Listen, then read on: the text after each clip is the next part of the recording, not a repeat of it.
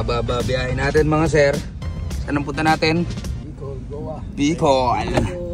Bicol. So see you in a while, Bicol. Okay? 11 hours and 16 minutes ang biyahe natin. So good luck. See you in the morning, Bicol. Lala ng kalsada rito papuntang Bicol, parang hindi national road. Puro butas, uka-uka lahat. Kawawa sasakyan dito. Pang ilalim mo rito.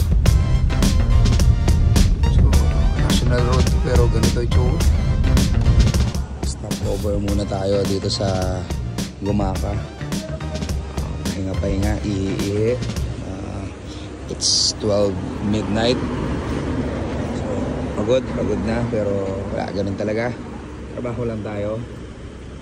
Siguro bago pumutok ang araw, hopefully nasa ano na tayo, nasa site na tayo.